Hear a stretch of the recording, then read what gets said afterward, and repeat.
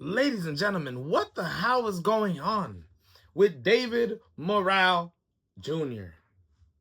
Was he simply thrown into the deep end too fast in his career? 28 years old, barely turned 28 in January, with a record of 12-2, and just got absolutely obliterated. I thought he was winning the fight, but it wasn't a great performance. It wasn't what he showed us against David Benavidez, the skills that he showed us. It wasn't even what he showed us. The skills in the fight with Imam Katayev. Not even close. I seen more skills in that fight. Even though he got dropped and was rocked multiple times, was clipped multiple times. What we seen today against Zak Chelli is just mind-blowing. This guy Zak came in, school teacher. They were talking about on Monday he still got to go back to school to go teach again. 16-3-1. Has lost a couple times in his career as a draw. What was he? Like a plus 700, a plus 1,000? David Morrell? A goddamn minus 2,000 favorite? A heavy goddamn favorite to beat Zak Chelli? And he couldn't even do it.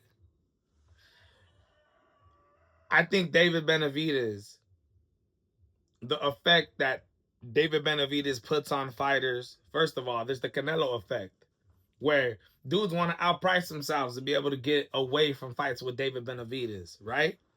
Dudes avoiding him. And now, dudes who take a beating by David Benavidez, even though David Morrell had some successful moments in that fight with David Benavidez, was clipped multiple times. After that fight where he lost his WBA regular light heavyweight title, the dude fights against Imam Katayev in a fight where he was the favorite again. Big favorite, supposed to win that fight. And Imam Katayev brought it to him. Dropped him. Clipping him a lot of times. I thought it was a close fight.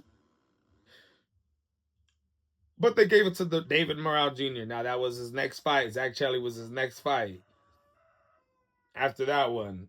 And now to have that performance against that type of fighter. Look at, ladies and gentlemen, I understand styles make fights. But I don't know if David Morrell Jr. did not train for this fight correctly. I don't know if he's overconfident. During the David Benavidez fight, sticking his tongue out, acting all ridiculous, to bringing that on to Imam Katayev. And then, it didn't really go as beautiful as we thought it should. He beats him. But the confidence going into this fight against Zak. A goddamn school teacher, not even a full-time boxer. And then the dude gets put to sleep. Put to sleep. A standing TKO. David Morrell Jr. was out. For those David Morrell Jr. fanboys out there that say that was an early stoppage, get the hell out of here. The dude almost got knocked out in the previous round. At the end of round 9. He was lucky there wasn't another 30 seconds on that goddamn timer.